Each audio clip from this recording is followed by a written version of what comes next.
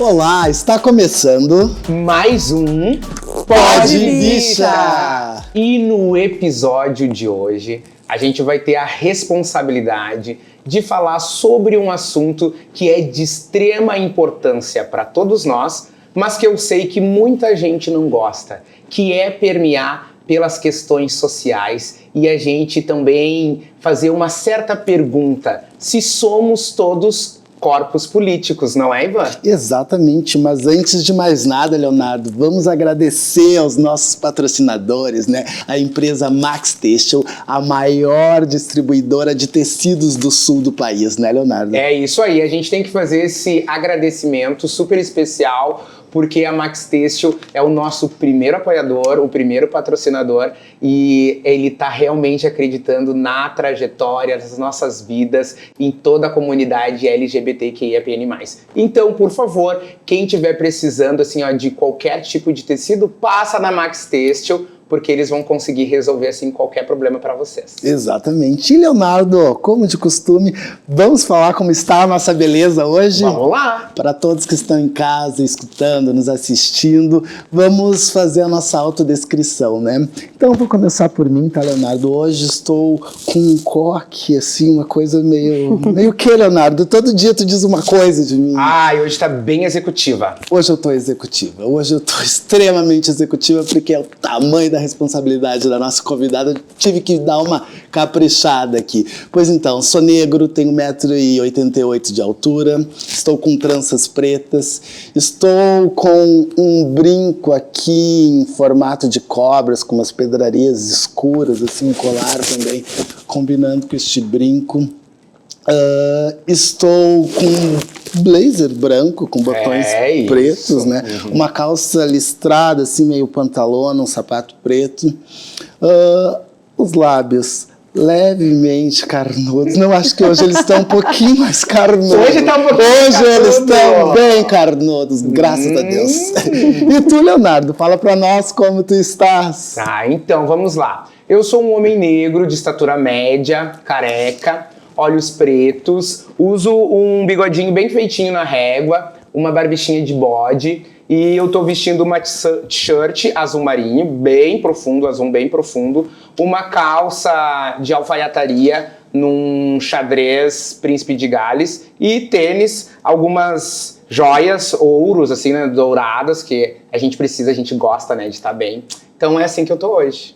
Então, Leonardo, eu acho que para começar o programa hoje eu vou falar sobre a nossa convidada, assim. Quando eu penso em quem está aqui do nosso lado, neste cenário aqui, eu penso em a luta pela construção de uma sociedade antirracista, de uma sociedade onde as pessoas precisam estar incluídas, onde as pautas elas estão sempre nos lugares certos, sabe? Eu penso, na verdade, na esperança de um Brasil mais fraterno, de um Brasil mais plural, de um Brasil mais justo, tu entendeu? Então, eu estava pensando o que eu vou falar sobre esta convidada, né? E daí tem uma frase do Emicida que eu até anotei, que eu acho que faz justamente essa pessoa e tudo que ela faz para a sociedade aqui, principalmente aqui em Porto Alegre. A frase é: eu não quero fazer o que eu posso, mas eu posso fazer o que eu quero. Sabe, eu acho de um fundamento essa frase e eu acho que representa, assim, faz todo o link com a nossa convidada. Nossa convidada, então, é a nossa Karen Santos, a vereadora mais votada aqui em Porto Alegre no ano de 2020. Ela é professora de Educação Física, hoje mestranda pela Universidade Federal aqui do estado do Rio Grande do Sul em Educação, né? Este é o nosso Pode Bicha. Esteja em casa, te apresente, faça a tua autodescrição. Seja muito bem-vindo ao nosso Pode Bicha, cara. Muito obrigada pelo convite, Ivan, Léo. Estou bem agradecida de estar aqui, né, compartilhando um pouco dessa caminhada política para representatividade e também compartilhando um pouco das ações, né, que a gente vem fazendo enquanto coletividade, enquanto mandato. Então, eu sou uma mulher negra, estou de coque, um coque alto, com uma camisa branca, uma leg preta, um tênis branco, também com algumas bijuterias, não são joia, douradas também, e um leve gloss nos lábios, que eu acho que também para destacar nessa nossa conversa importante. Não precisa muito, né? Então, pra gente começar, né, a gente tem que ir pelo início, né? A gente sabe que a Karen, ela tem uma trajetória muito potente, né? E a gente queria saber, Karen, a gente na verdade queria que tu compartilhasse, né, com os nossos seguidores um pouco dessa tua trajetória. Como é que tu chegou na política? O que que te fez, né? Onde que tu começou a perceber detalhes na sociedade que foram te levando para essa trajetória política? Formalmente, Léo, eu sempre trago o debate da importância do movimento estudantil. Né? Eu entro na Universidade Federal do Rio Grande do Sul em 2007, antes das ações afirmativas, e começo a participar do movimento estudantil a partir de 2010. Mas como essa pergunta ela é bem reincidente, assim, faz a gente refletir, né, qual a contribuição da tua família, da comunidade negra, da qual tu sempre fez parte, antes de acessar a universidade. Boa parte dos jovens tem, muitas vezes, acesso ao debate político na universidade, no Grêmio Estudantil. E eu acredito que tem uma especificidade dentro da comunidade negra que faz tu ter acesso à discussão, muitas vezes, dentro da tua própria família. Né? Eu sou oriunda de uma família de pessoas negras, servidoras públicas. Meu pai foi conselheiro do Floresta Aurora, que é um dos clubes negros mais antigos aqui, né, do Rio Grande do Sul, do Brasil. Do Brasil. E eu me lembro ainda em grupo jovem, dentro do Floresta Aurora, da gente participar de algumas ações do grupo jovem para arrecadar fundos para a restauração da biblioteca do clube. Isso eu tinha 12, 13 anos e eu estava lá com os meus primos pensando em organizar um galeto enquanto um mecanismo de política financeira. Então a discussão de raça, de classe, a defesa do serviço público. Meu pai se aposentou, né, enquanto um servidor público do Banrisul, né, um banco que por muito tempo esteve na reta da privatização. Me lembro muito do governo Brito, né, e da campanha pelo Olívio Dutra no sentido de preservar o emprego daquele que era um, né, mantenedor da família. Então a política ela esteve presente na constituição ali da minha família. Minha mãe foi 20 anos de terreiro, Jeje, Jexá, da Manhã de Ogum. Então eu tive acesso a essa discussão da cosmovisão, da matriz africana, junto à minha mãe, né, que são valores societários que se contrapõem aos valores da sociedade capitalista, na forma como se relaciona com os irmãos, com a natureza, com o sagrado, com o profano. Então acho que para além do movimento estudantil e do movimento negro universitário, e depois o movimento sindical, porque também sou professora da rede estadual, participei da greve contra o Sartori, né, contra o parcelamento dos salários. Eu entendo também que teve esse despertar dessa consciência que veio também da organização societária das famílias negras da nossa comunidade. Sim. Como é importante ver, né, que na verdade, assim, não existe um ponto, né, não existe um fato, é a tua vida, é a tua trajetória. Vai se compondo, né? Vai se compondo, né? E eu gostei muito quando tu trouxe a questão, né, na verdade, da religião de matriz africana, e eu gosto muito de fazer esse paralelo com a cultura africana, né, com as mitologias, com a filosofia africana, que é muito diferente da base estrutural da nossa sociedade, que é eurocêntrica. Isso, e o catolicismo, né? Então a gente percebe o quanto tu conseguiu beber de uma fonte que ampliou os teus olhos. Exato. Né? Exato, pra já questões te desconstrói preconceitos, demonizações, que mesmo nós sendo negros, né, dentro dessa sociedade brasileira colonizada, atravessada pelo racismo, a ideologia dominante faz a gente odiar a nossa própria cultura, a nossa própria religiosidade, os nossos traços. Então tu conseguir desde a base ter acesso a essas contraposições, a esses questionamentos, te coloca depois na universidade, que é um espaço hegemonicamente branco, de uma outra forma também. Não só daquela forma submissa, até tu se encontrar enquanto estudante negro, enquanto estudante cotista. Eu já cheguei, né, com uma formação da matriz africana, dos clubes negros, fiz capoeira com o mestre Farol do Grupo Guerreiros por 6 anos no Secopan, que é um centro comunitário ali da Cavalhada, que foi o que me instigou aí para a educação física, né, foi a capoeira. Então acho que foram esses elementos, assim, dessa cosmovisão africana que me permitiu também sobreviver dentro do movimento estudantil e dentro da esquerda, né, que é um espaço ainda hegemonicamente branco. Não, com certeza. Tu sabe que tu faz esse link também bem forte, né, com a questão da universidade, né, da batalha que todo o movimento negro tem dentro da universidade. E eu quero lembrar também os nossos seguidores que o Gillian, né, que esteve aqui, passou pelo Podbicha na primeira temporada falando sobre Vogue, ele também faz esse recorte, né, e vocês tiveram atravessamentos. Exato. É um momento que vocês batalharam juntos, né, por políticas para que a gente tivesse mais acesso num momento importantíssimo da nossa linha histórica, né, que é o início, né, vocês são o início ali da faculdade estar recebendo os estudantes negros através das cotas, né, de um sistema que estava abrindo a porta para pessoas que muitas vezes nem se imaginavam pisar ali. Exatamente, foi a luta pela manutenção das ações afirmativas, né? Ela começa a ser implementada em 2008. Em 2007 a gente tem uma ocupação de reitoria que reivindica e impõe ao Conselho Universitário essa votação, apesar de toda a polêmica na sociedade gaúcha, né, em relação à existência ou não do racismo e da necessidade ou não das cotas raciais, porque o debate hegemônico era não, o problema é a desvalorização da educação pública, precisamos de cotas sociais, ninguém entende o racismo enquanto um elemento de segregação e de desigualdade, então ali foi uma derrota ao Conselho Universitário da Universidade Federal do Rio Grande do Sul e nós entramos ali naquele processo de avaliação dos 5 anos da implementação. Então ainda existia muito pouco estudante cotista. Logo depois, em 2014, 2016, houve também ocupações de reitoria para denunciar as fraudes no ingresso desses estudantes, porque como ainda não tinha uma banca de verificação, a autodeclaração permitia, né, com que pessoas que não tinham o fenótipo negro se autodeclarassem e ingressassem nos lugares dos cotistas, e isso também foi motivo de luta e de reivindicação.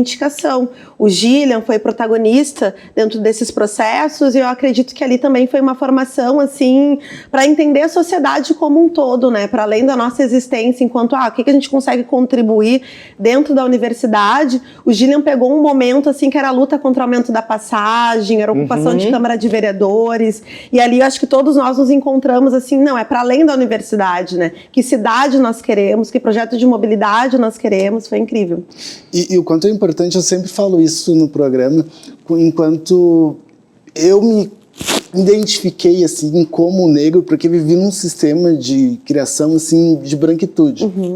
E na faculdade foi que eu entendi que eu era negro e o que eu passava. E o quanto é importante, né, dentro da educação, ter esses grupos, esses núcleos de afirmação, né? Porque foi muito difícil para mim. Foi muito difícil para mim enquanto eu queria fazer o meu TCC falando sobre o transporte público, me formando em gestão ambiental, e o quanto isso faz parte, né? As pessoas fazem parte do ambiente. E daí eu estava tentando, buscando, fazendo links.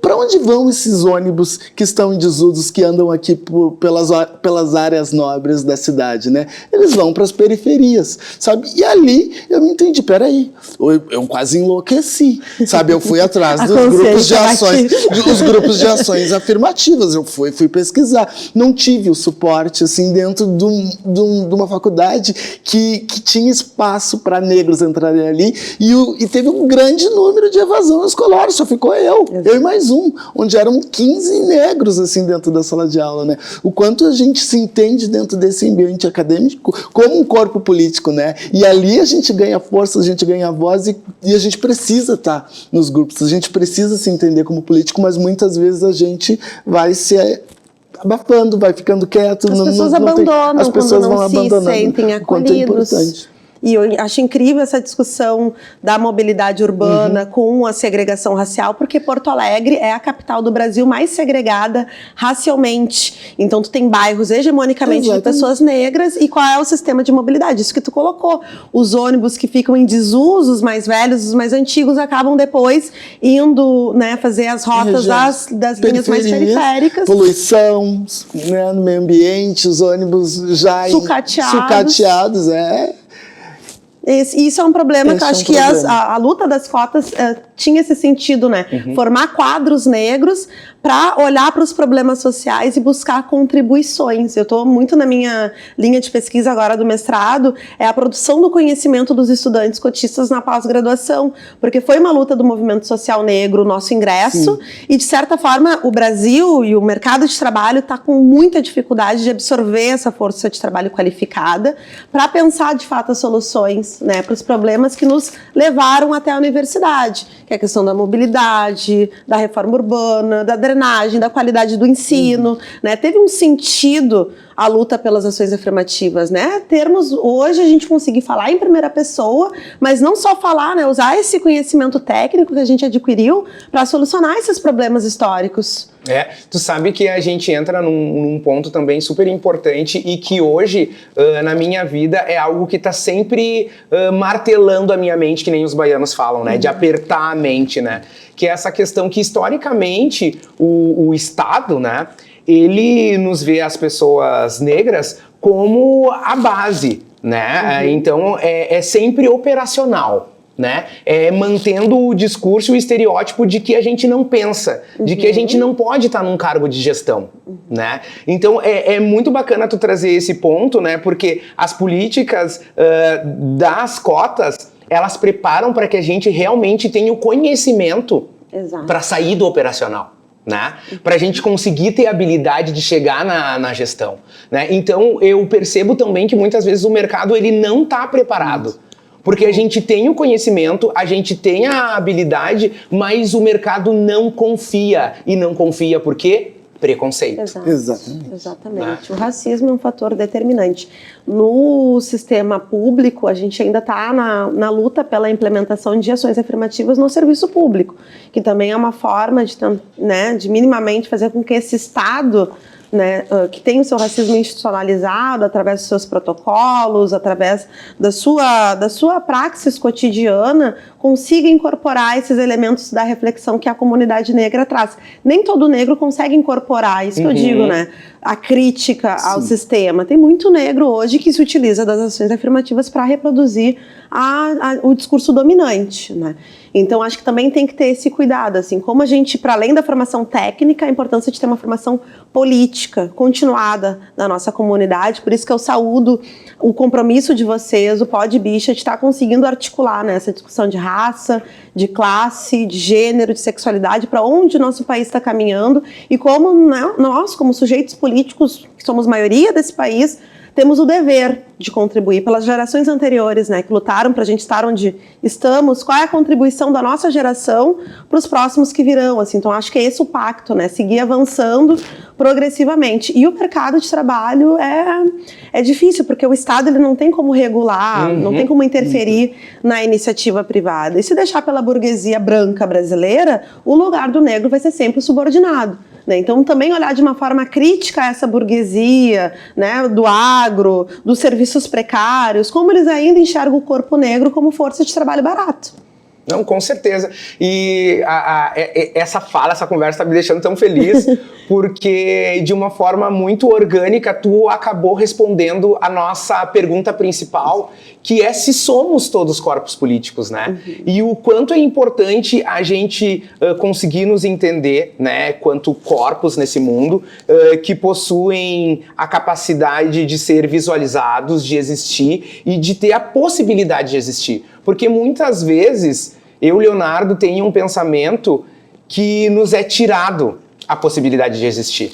Porque a sociedade nem nos enxerga, né? Então, muitas vezes, assim, tu chega num ambiente onde tá rolando uma festa, tá rolando um evento, ou realmente tá rolando uma reunião que vai decidir alguma agenda estratégica e não tem uma pessoa preta.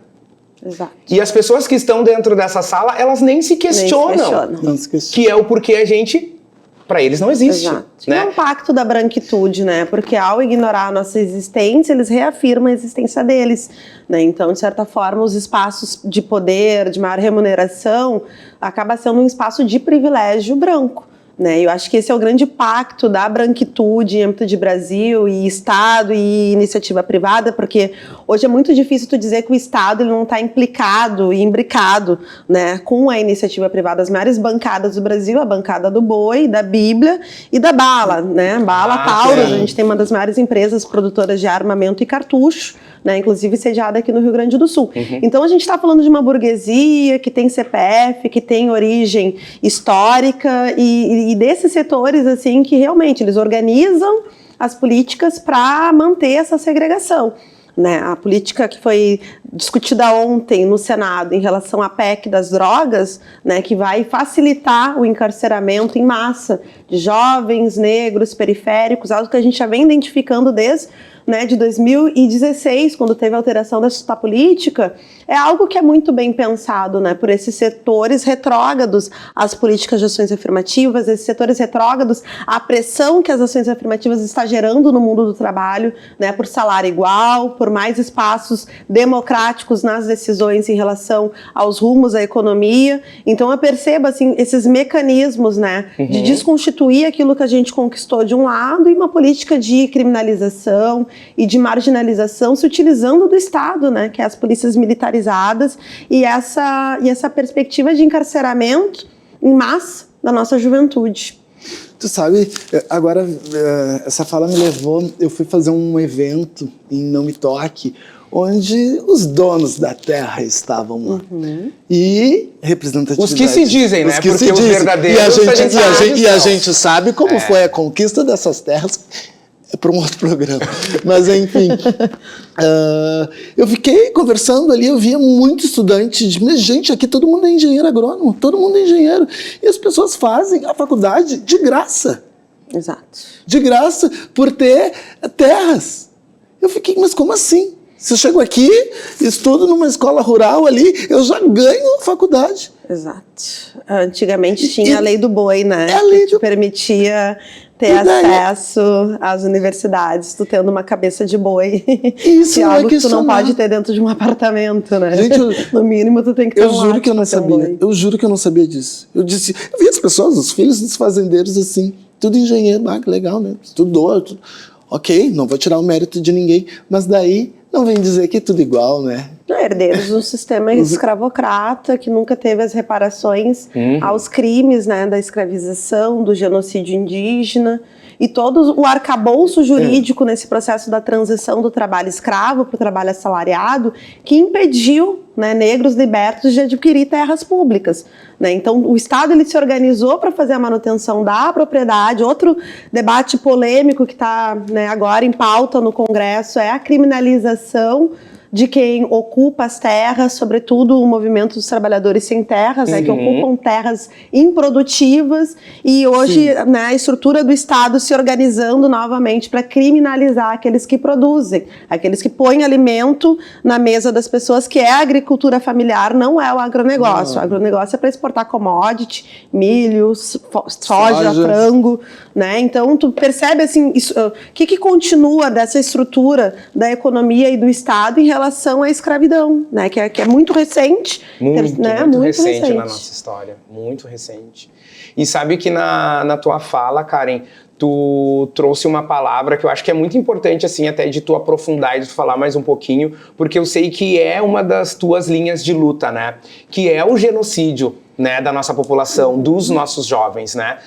Eu converso com muitas mães e hoje eu consigo perceber a dor e a aflição da mãe preta com seu filho. Do cuidado quando diz, sai, mas não esquece o teu documento. Né? Corre. Não corre. Tipo, te veste bem pra sair, né? O que tá por trás dessas frases que muitas vezes, quando a gente é jovem, a gente fica, mas que coisa chata, por que tá me pedindo isso? Não, mas é a preocupação da segurança perante todo um número de atitudes, né, que a sociedade vai implicar sobre esses jovens e que muitas vezes acaba na prisão ou na morte de uma pessoa que não tem nada a ver. Exato. Recentemente foi noticiado uma reportagem que tratou de uma entrevista com brigadianos que atuam em Porto Alegre, na região metropolitana, né? E aí, nessa entrevista, foi questionado quais eram as principais características que determinavam a abordagem desses policiais. E o primeiro item da lista era a cor de pele, né? E depois era a questão da tatuagem, depois a vestimenta. Eu sei que quase o 10º item da lista era estar com tornozeleira eletrônica. Então, o que mostra, né, como ainda aquelas teorias lombrosianas era um criminalista brasileiro que muito elaborou em torno do fenótipo quanto um determinante da moral e da ética, né, do cidadão. Então, tu tem uma polícia que ainda tem nos seus manuais de instrução o fenótipo enquanto um determinante de suspeição. Tu tem uma justiça criminal extremamente seletiva, né, que vai julgar com 2 pesos e 2 medidas o filho do pedreiro, o filho da dona de casa e o filho da desembargadora do juiz federal. E a gente tem alguns casos já em âmbito de Brasil para denunciar e para retratar, né, essa seletividade penal do sistema de justiça brasileiro. E o encarceramento em massa, né, justamente também olhando para esse perfil, a guerra às drogas que foi constituída, a criminalização de determinadas drogas, a forma com que a guerra às drogas está localizada em alguns bairros periféricos, não em outros bairros que também são consumidores de drogas, a forma com que a guerra às drogas se preocupa mais com a periferia do que com as fronteiras do nosso país, onde entra boa parte, né, dessas mercadorias. Então tu vê assim um esquema, né, sendo operado em que o principal objetivo é a criminalização e é a prisão em massas de jovens negros que deveriam estar estudando, trabalhando para desenvolver esse Brasil, assim, que não tiveram oportunidades, muitas vezes já tiveram diversos direitos violados, falta de água, falta de luz, a ausência de uma educação de qualidade e que dentro da sua comunidade, muitas vezes a única forma de tu conseguir ter uma dignidade, ter a tua identidade fortalecida é ir para o tráfico de drogas, assim. Então tem várias questões sociais que é importante a gente demarcar, né, de por que somos maioria dentro do sistema carcerário, por que somos maioria dentro dos índices de letalidade da polícia, né, das polícias brasileiras, e o genocídio não só enquanto a morte, né, a execução em si, assim, mas toda a criminalização da nossa cultura, o apagamento da nossa língua, das nossas vestimentas, da nossa culinária, da nossa história, né? O Abdias do Nascimento, ele tem um livro que é o Genocídio do Negro Brasileiro, onde ele vai trazendo uma crítica, né, a essa ideia de que o Brasil era o paraíso das raças e da miscigenação, né? A constituição do mito da democracia racial. Esse livro do Abdias é um soco no estômago, assim, que coloca desde a objetificação da mulher negra até a demonização das nossas tradições de matriz africana, a romantização, e aí ele critica desde o Jorge Amado até o Pierre Berger, assim, da forma com que se apropriam da nossa cultura e dão um ponto de vista branco e eurocêntrico em relação àquilo que analisam, né? Então, acho que é sobre isso, assim, conseguir entender que o nosso modo de vida africano é impossível, inviável coexistir dentro de um sistema capitalista, eurocêntrico e católico, né? Tem outras formas de modo de viver, de se relacionar com a família, com a natureza. É só a gente olhar as contribuições dos diversos povos indígenas, né? E são contribuições vivas e que não por isso são tão criminalizadas, né? Acho importante a gente conseguir colocar as nossas tradições também dentro dessa perspectiva, né?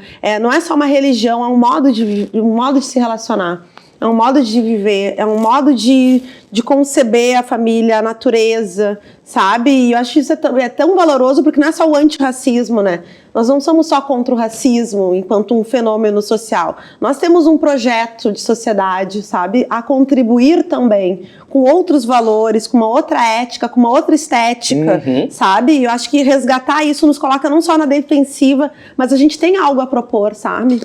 Não, e é importantíssimo a gente refletir enquanto tu traz todas essas informações, porque tudo isso são aspectos que nos empoderam dentro dessa sociedade, né? É nos trazer empoderamento, né? Há pouco tempo eu tive a felicidade de estar num curso com a Catiúcia Ribeiro, né? Filósofa aqui de Porto Alegre, né? É importante a gente também trazer, né, essas pessoas que são potências, né? Para que a gente consiga ir desbloqueando alguns cadeados ou mesmo acabando com algumas amarras que a sociedade nos traz, né?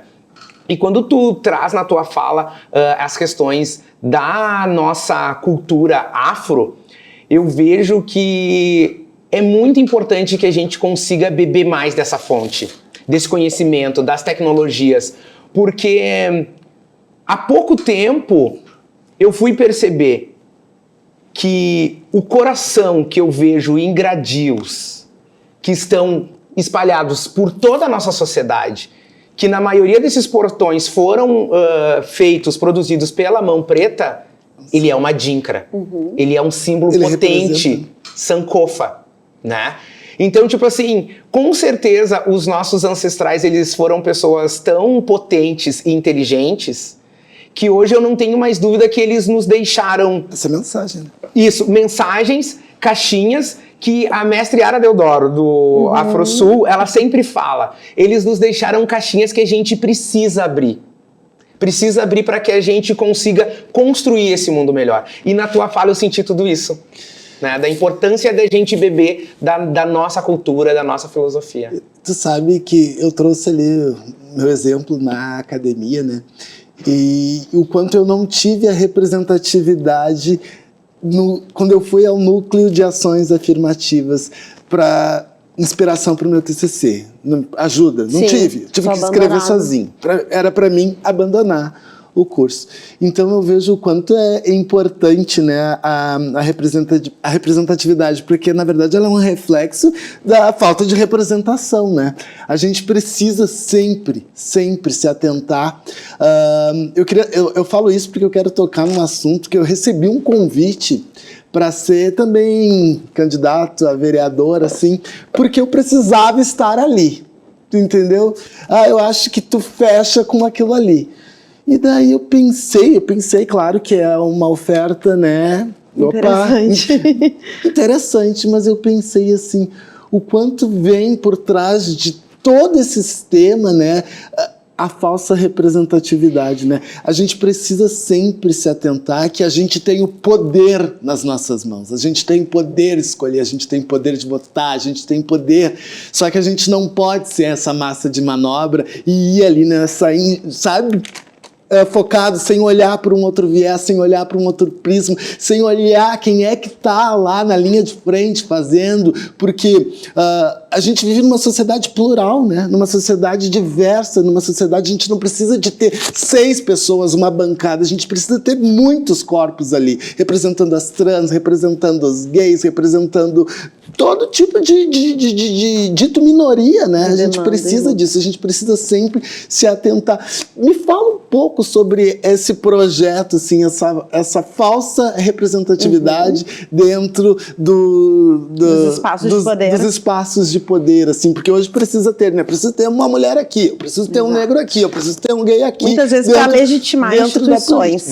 Exato. Eu acho importante a gente recolocar o poder nas suas instâncias, né? Quando a gente fala do terreiro, da escola de samba, da associação de comunitária, desses espaços de decisão e poder, o sindicato, né, que foram constituídos pelos trabalhadores, em especial pelo povo negro, né? Eu acho que ali são espaços democráticos e amplos, onde a gente consegue definir estratégias de sobrevivência e também estratégias de pressão e de luta frente a essas instituições que nós estamos ocupando agora, né, que é o parlamento, o judiciário, o executivo, muito ainda nessa iniciativa de uma cooptação da nossa luta, que sempre foi uma luta por uma transformação da sociedade, né? E essas instituições foram forjadas dentro dessa sociedade. Então, quem disse que o nosso modelo de educação é a escola jesuíta? Quem disse que o nosso modelo de sistematização do conhecimento técnico-científico são as universidades, né?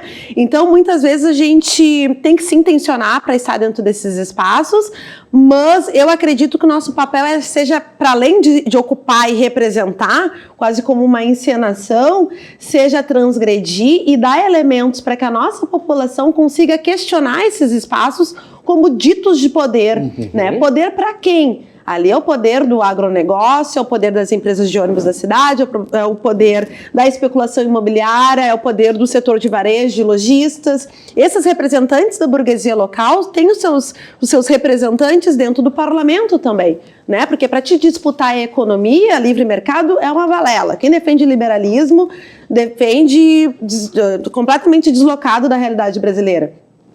Para te conseguir sobreviver no mercado, tu tem que ter uma relação com o Estado. É impossível tu sobreviver nas lógicas de mercado sem ter uma relação com o parlamento e com o executivo. Hoje tu vê a cidade de Porto Alegre à venda, por exemplo, porque ela está subordinada aos interesses das construtoras e da especulação imobiliária. Melnick, Grupo Zafari, Grupo Gerdau e por aí vai, né? Os maiores financiadores, inclusive, da campanha do prefeito de plantão. Então, o poder econômico ele se organiza por dentro das instâncias do Estado, né? O judiciário é um espaço mais antidemocrático ainda, né? Porque para te conseguir, né, fazer um processo seletivo para se transformar num juiz, tu tem que ser muito herdeiro e abastado, né? A juíza Karen Luiz, que é uma das poucas juristas negras que a gente tem aqui no nosso estado do Rio Grande do Sul, ela coloca muito essa questão, que ela teve uma formação e um privilégio que é negado para boa parte da comunidade negra. Então são instituições antidemocráticas, antipovo,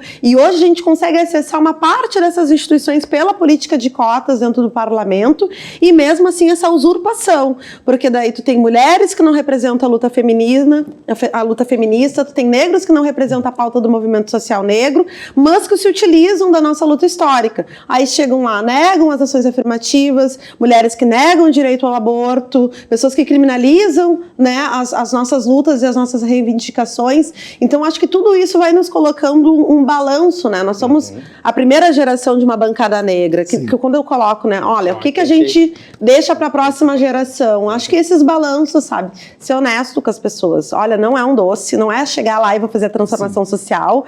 É difícil, a gente não consegue muitas vezes aprovar um projeto de lei. E aonde está a força do movimento social negro? Porque se a gente acreditar que é só eleger gente preta para nos representar, a gente vai abrir mão do nosso protagonismo, da nossa autonomia, que sempre foi o que fez a diferença na história. Eu disse, a gente ocupou umas 5 vezes a Universidade Federal do Rio Grande do Sul para conseguir ter as ações afirmativas. A gente ocupou a Câmara de Vereadores para ter uma licitação para o transporte coletivo da cidade. Então sempre foi com luta. Agora os servidores técnicos da URGS, saudar também a mobilização, a greve que eles estão fazendo, junto agora também os professores das universidades, dos IFES em estado de greve. Então a importância, né, da luta, porque nada que a gente tem em âmbito de direito social e trabalhista vem de presente de governo. Não, com certeza. E sabe que essa questão, né, importante da luta, tu usa muito uma frase, né, o povo que batalha. Isso. E eu me sinto muito representado por essa frase, o povo que batalha, porque eu sou esse povo que batalha todo dia, minha família é essa família que batalha todo dia. Eu cresci numa família onde o trabalho é colocado lá em cima, então o meu avô dizia, o trabalho engrandece o homem. Né? O trabalho engrandece o homem. E eu percebo o quanto a gente vem batalhando, né? O quanto a gente vem tentando transformar, né? Tentando acabar com essas amarras para a gente conseguir construir uma sociedade melhor. E aí eu queria fazer uma pergunta para ti, que é um pouco assim, da gente tentar traçar, sabe? Da gente brincar mais com o que a gente consegue, a partir de hoje, projetando daqui a 5 anos. Como é que tu vê essa cidade? Ou melhor, como é que tu queria que essa cidade estivesse daqui a 5 anos? Então, queria uma cidade com tarifa zero, como nós já temos em Garopaba, em Parobé, em mais de 100 municípios do Brasil, um sistema de mobilidade digno, financiado, subsidiado pelo Estado, por taxas, e que as pessoas consigam ter acesso aos espaços de lazer, de cultura, para buscar um emprego, para ter acesso à rede de saúde, de educação. Eu acho que a tarifa zero em âmbito de Porto Alegre ia fazer uma grande diferença por ser essa capital tão segregada racialmente, a colocar as pessoas em movimento, né, pessoas que nunca saíram de dentro da Bom Jesus ou da sua comunidade, podendo acessar, né, a Orla do Guaíba, o Parcão, o shopping center, podendo consumir, e isso acho que já por si só estremece essas estruturas da nossa capital. Penso também numa reforma urbana. Porto Alegre é uma capital que vem diminuindo a sua população, do último censo para cá, a gente conseguiu identificar nessa diminuição da população e um crescimento da especulação em cima dos imóveis vazios. Então, a gente tem 100 mil imóveis vazios hoje na mão da especulação imobiliária. E por que a gente não pensa numa reforma urbana, ao invés de Minha Casa Minha Vida lá na periferia ou na região metropolitana? Por que não pensar esses imóveis que estão vazios hoje para habitação popular? Né? Porque se a gente for ver, os maiores devedores de IPTU do nosso município são essas mesmas empresas de vendas de imóveis. Então, tem uma dívida e tem um superávit de imóveis hoje e tem uma demanda, né? 152 áreas de risco na nossa cidade, agora vai chegar o inverno, a gente vai ser impactado novamente aí pelas enchentes, pelas enxurradas. Então, para mim, uma reforma urbana radical, né, e imediata é algo que não é só um sonho, como é uma necessidade. Né? Sistema de educação, vagas em creche, né? A gente tem um déficit de 8 mil vagas na rede de educação infantil, é um problema das mulheres trabalhadoras, é um problema das mulheres que sofrem violência doméstica. Então, acho que é importante o fortalecimento da nossa educação, da nossa rede. Emprego, para as pessoas terem autonomia, para as pessoas não dependerem de bolsas famílias, que é uma política digna e necessária, mas como tu colocou, né? A importância do trabalho e da valorização do nosso trabalho, né? Isso forma numa perspectiva de caráter, sabe? Um povo proativo, autônomo e empreendedor. Eu acho que é isso que a gente precisa, dar condições às pessoas empreenderem, né? E para isso, taxação das grandes fortunas, para isso a gente conseguir pensar o desenvolvimento equitativo da cidade, não só para o mercado e pró-mercado, né? Essa tua fala agora, tua fala tá me levando a vários lugares. Assim. Vamos sonhar grande, né? Não, a gente precisa sonhar. O quanto a gente precisa fazer essa injeção de alienação, a gente tem esse poder. Tô falando agora, eu não tinha noção de quantos imóveis estão em posse da prefeitura ou em posse do Estado, assim, são muitos. Eu trabalhando na Secretaria de Obras do Estado, eu me deparei com uma situação assim, que eu acho que só eu achei muito louco. Porque eu acho que as pessoas já normalizaram a barbárie. Normalizaram. Eu digo, eu sou muito louco, sou inquieto. Vou apanhar por aí. Mas enfim, que era o grupo Zafari. Ele estava doando para o Estado a construção de um presídio em Guaíba em troca de um dos melhores terrenos aqui dentro. Consegue entender a problemática aqui? Exato. Quem é que vai lá para dentro? Né? É aquilo que a gente começou a falar. Quem é que está pensando a cidade? Quem disse que a gente necessita de mais um presídio? Não, e quem vai para dentro dos presídios? Exatamente, a nossa população. A nossa população, né? E eles fazem muito essas permutas, assim, pegam áreas nobres e aí fazem algumas contrapartidas irrisórias, sabe? Então a gente tem que estar atento a isso. Hoje mesmo eu estava gravando um vídeo para denunciar a venda da Epatur. Na frente do Largo Zumbi dos Palmares tem a sede da antiga empresa de turismo, que está com leilão previsto para o dia 23 de abril.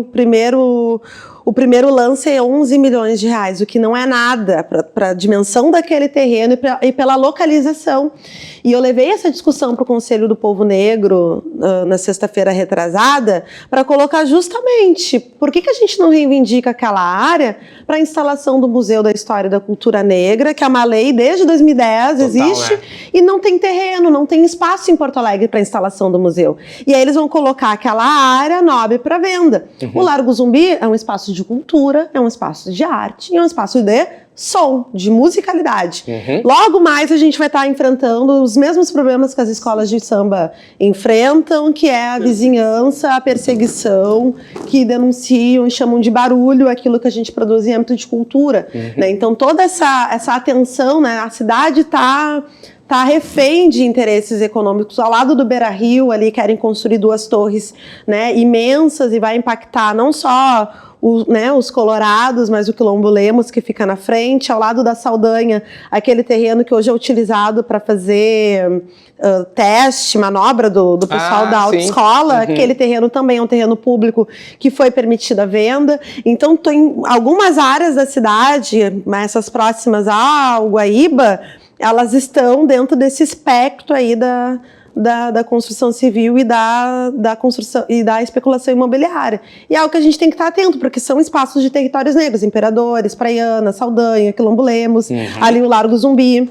né? Então, como a gente tem que estar atento, porque o povo batalhador, né? Ele tem que trabalhar, ele tem que se estressar num transporte coletivo superlotado, ele tem que passar um sufoco quando chove, um calor quando tá quente por causa das mudanças climáticas. Então o povo ele tá com muita dificuldade de acessar, né, essas mudanças políticas que estão acontecendo na nossa cidade. E eu acho que o nosso papel é um pouco esse, assim, é traduzir e colocar isso na ordem do dia, porque se tem uma coisa que político se pela de medo da população.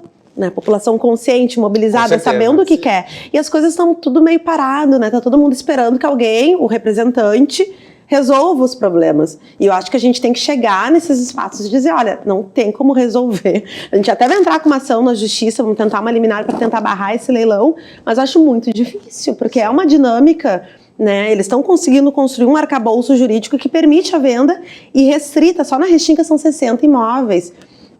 Mulheres empreendedoras, a Restinga querendo uma sede há meses da prefeitura para conseguir qualificar, né, aquela rede de empreendedoras, e a gente não consegue um imóvel na Restinga. Aí tu vai acessar a lista de terrenos vazios, são mais de 60 hoje que estão, né, autorizados a serem vendidos pelo município. Então essa conta não fecha, falta creche, falta educação, né, vaga na educação infantil. Por que não expande a educação infantil pública? Não, eles querem comprar as vagas nas privadas, né, para os amigos empresários da educação.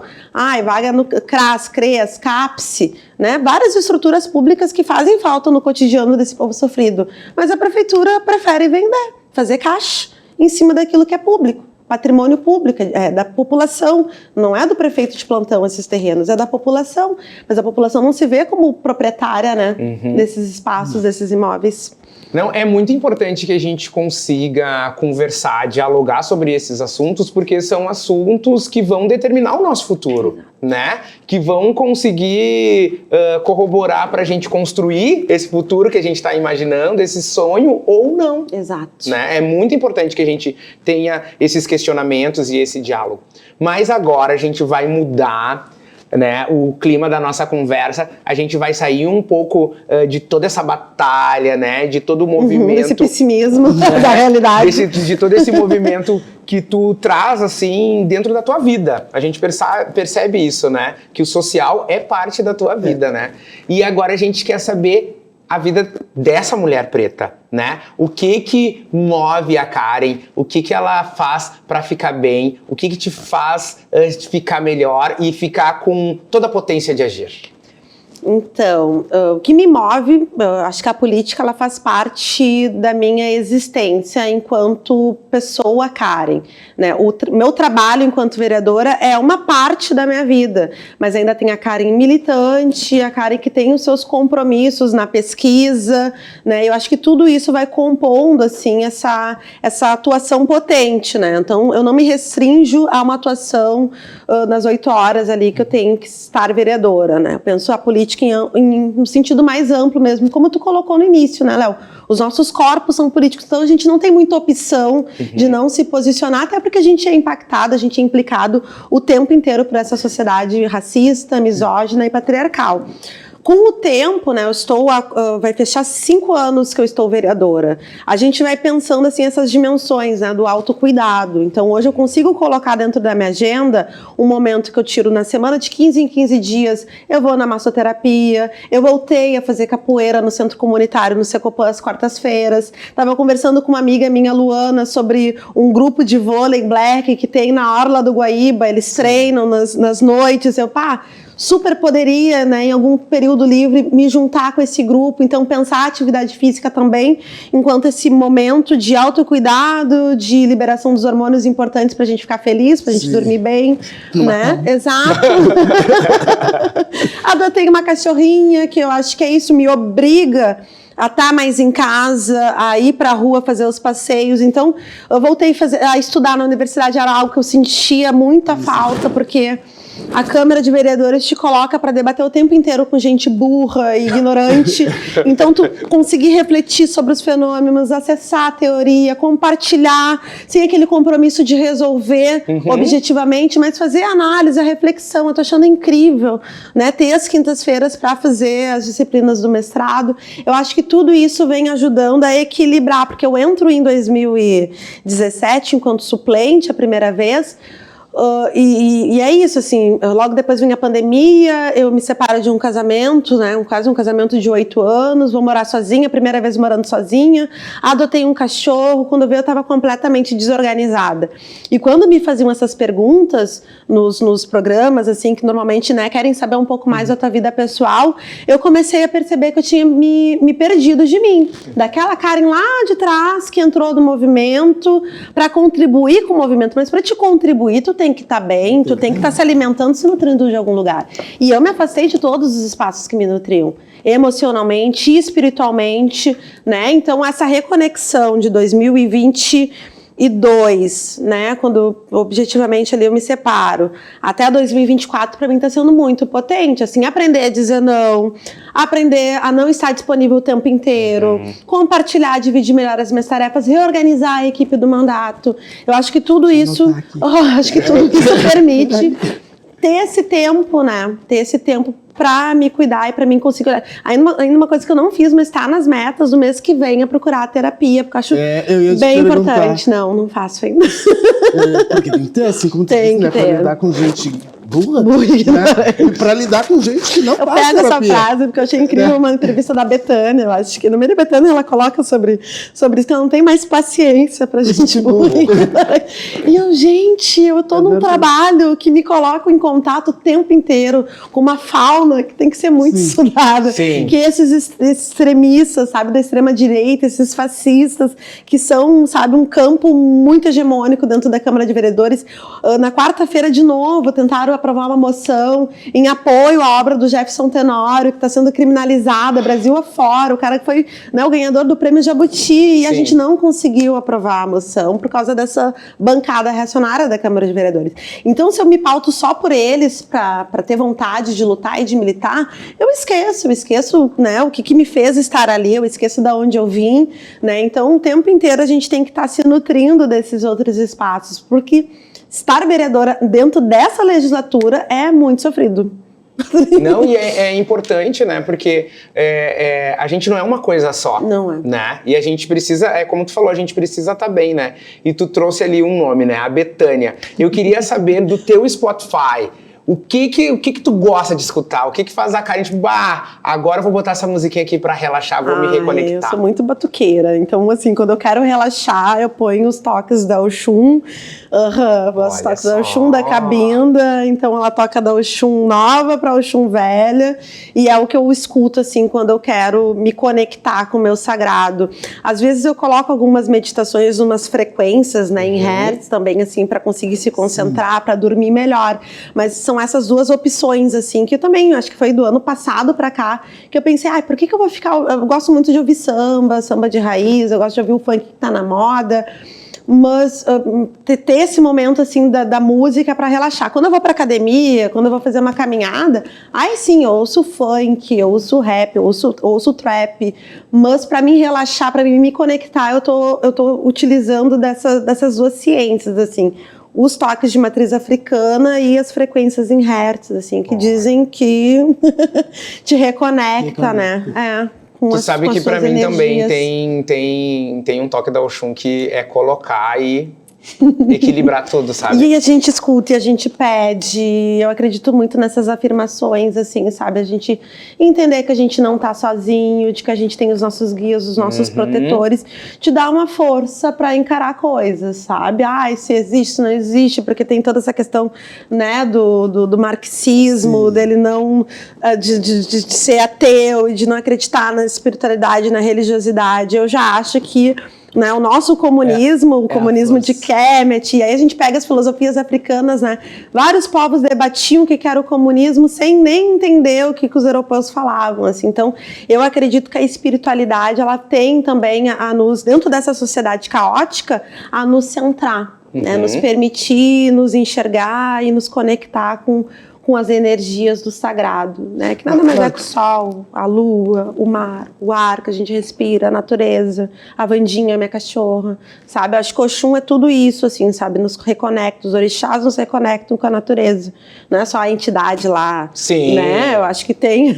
a entidade lá foi uma necessidade no momento lá do sincretismo, mas entender o todo, né? Margarete Menezes fala isso, né, enquanto ministra.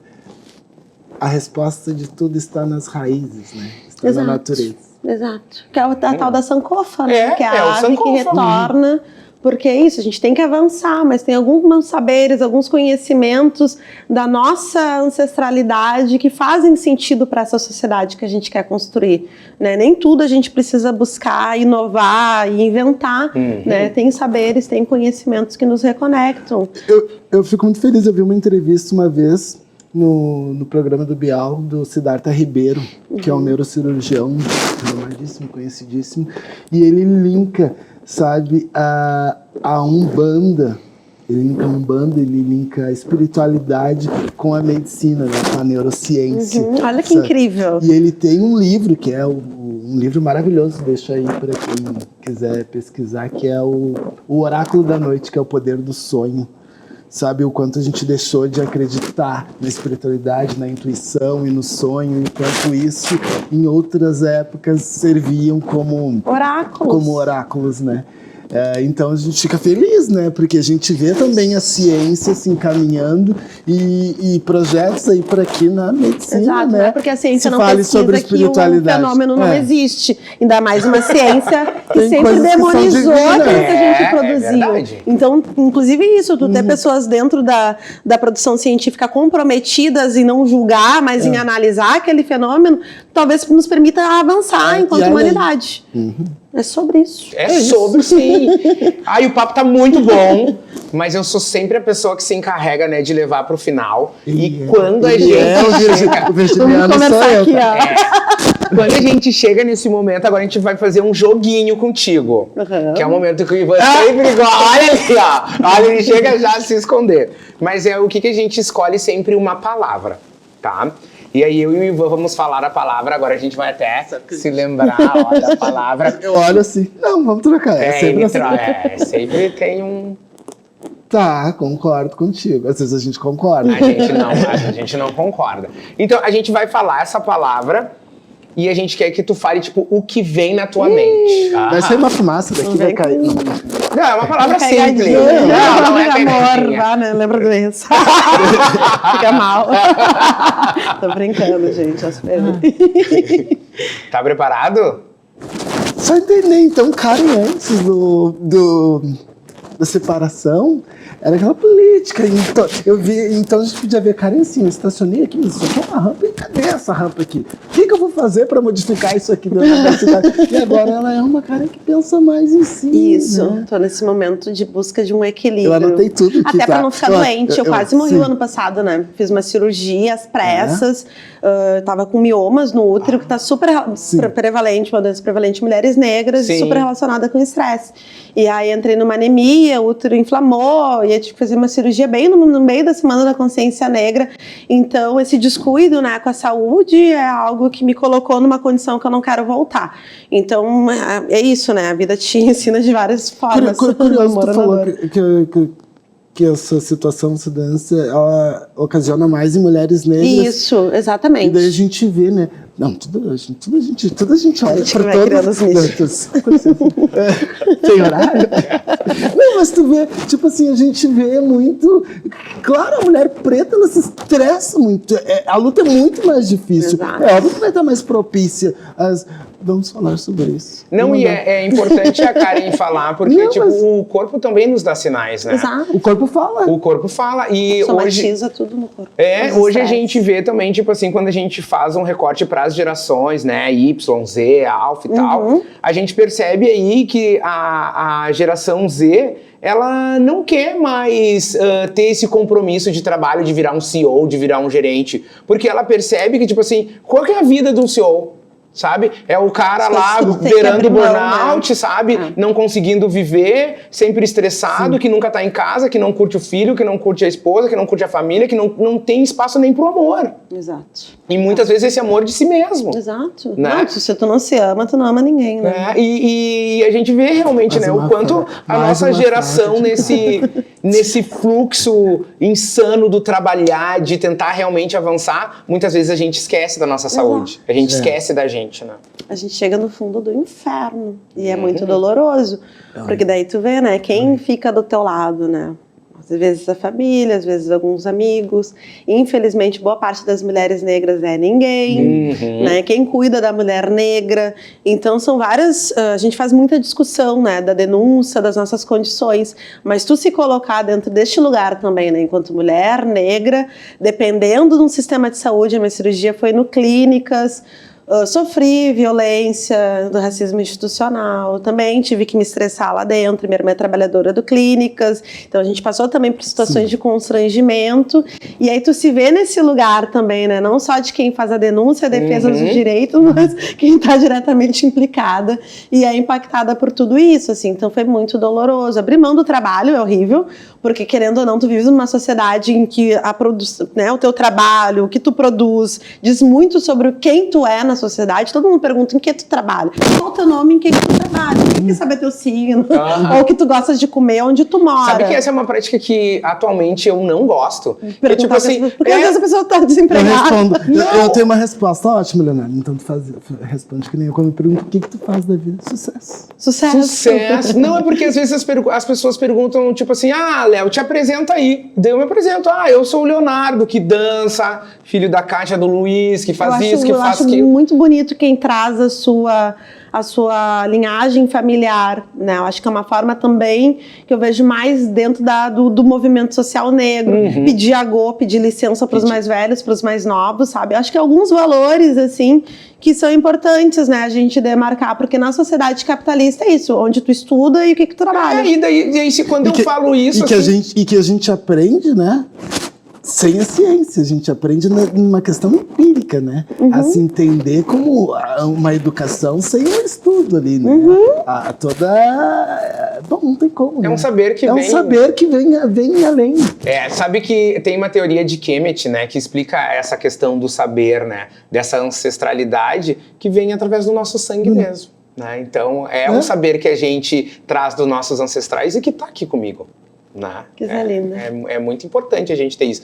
E aí, só pra concluir, tipo assim, muitas vezes eu explico quem eu sou, mas a pessoa não quer saber quem eu sou. Ela quer, tipo assim, Léo, qual é o teu currículo? Dá vontade de dizer, então pede o meu currículo, que eu vou te dar o meu currículo, né? Porque eu não sou o que eu trabalho. As pessoas te restringem ao teu trabalho e à tua produtividade. E isso é muito triste, porque te coloca dentro de uma rotação que tu esquece as outras dimensões da vida. Afetiva, espiritual... E é isso, por isso que eu acho que a gente se perde e aí às vezes tem que estar numa situação muito ruim para conseguir fazer esse caminho de volta, né? Tal da Sankofa de novo. Resgatar isso, o que faz sentido na tua vida para te conseguir suportar e fazer as coisas que tu tem que fazer, mas para além daquilo que tu tem que fazer, o que tu gosta de fazer, sabe? Quais são as experiências que tu quer desenvolver nessa vida que te dê sentido, né? Porque eu acho que no fim todo mundo quer isso, uma vida com mais sentido.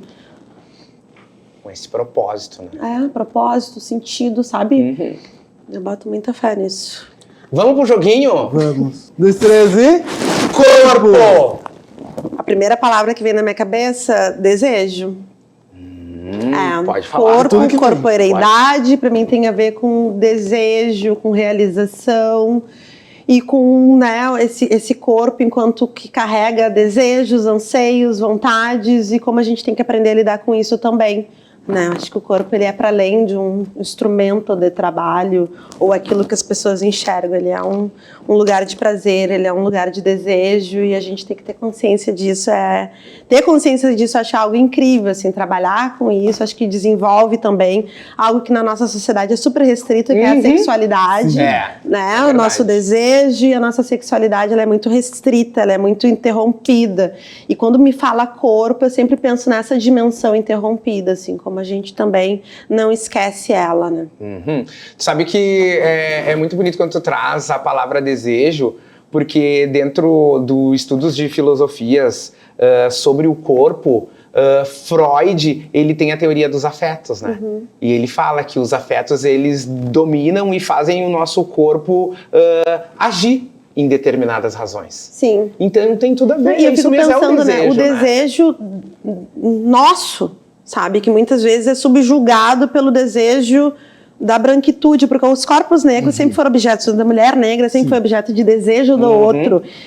Qual é as tuas vontades, quais são os teus desejos, quais são as tuas malícias? Eu acho que isso muitas vezes sempre foi muito condicionado, né? Então a importância da gente conseguir se descobrir e de se colocar também dentro de um corpo que sente desejo, que sente necessidade de ter prazer. E não ter medo disso. Isso, para além da própria sexualidade, isso. sabe? De comer uma boa comida, de fazer uma boa viagem, de estar com pessoas que tu gosta, de beber um bom drink, sabe? Satisfazer este corpo, satisfazer esses desejos. Eu penso também nessa perspectiva, não só do objeto do desejo do outro, sabe? Mas se colocar em primeira pessoa e estar nesse lugar, né? Eu tô num lugar hoje que me permite, porque para ter tudo isso eu tenho que ter dinheiro, Sim. sabe? Então acho que também colocar essas delimitações, assim, raça, classe, raça, gênero, mas também uma classe hoje que me permite ter um pouco mais de condição, até de fazer essas reflexões, né? Que nem a gente diz, com fome ninguém pensa. Então a importância da gente conseguir também colocar esse demarcador, assim, né? Quando eu coloco, né? Me traz corpo, eu trago desejo, é um corpo que hoje tem a possibilidade de refletir e de ter acesso a algo que alimenta, sabe? Que lindo. Aí a gente só tem que te agradecer, né? Por esse momento incrível. Uma conversa que a gente poderia ficar horas e horas e horas aqui. E agora a gente realmente está chegando no final. E a gente quer abrir um espaço para ti deixar uma mensagem, né? Para os nossos seguidores, para os nossos ouvintes desse programa tão lindo que está chegando nessa segunda temporada que está apenas iniciando. Então, gente, deixar as nossas redes sociais, Coletivo Alicerce, Karen Santos Poa, enquanto canais assim, de comunicação, de demandas e também de informação das ações que a gente vem produzindo aí em âmbito de cidade e as reflexões em âmbito de país e de mundo, para as pessoas estarem mais atentas à política, enquanto, né, para além do voto, enquanto a política é instrumento de mudança, de reflexão da nossa realidade, e agradecer de novo, de coração, o convite de estar aqui com vocês. Acho que é um espaço único e estou sempre à disposição para outros convites. Ah, que coisa linda! Não casou com aquela mensagem. Eu não tinha dúvidas. Eu não tinha dúvidas que ia ser um programa maravilhoso e que a gente ia conhecer um pouco mais dessa mulher que tu demonstra aí socialmente ser, mas saber um pouco mais nesse íntimo, eu acho que contextualiza exatamente com aquela frase que eu vou repetir de novo e guardar ela para tua vida, porque tu representa muito isso, que é a do Emicida. Eu não quero fazer o que eu posso, mas eu posso fazer o que eu quero. Tu dá essa liberdade aí para muita gente. É sobre isso. Então, antes de terminar, eu só vou pedir para que todo mundo nos siga. Então vai lá, compartilha, comenta, arrasta e dá o seu like aqui pro Pod Bicha, que é pra gente conseguir acessar cada vez mais e mais e mais pessoas. Então vou pedir pra gente dar as mãos e vamos gritar aqui um Pod Bicha! Beijo!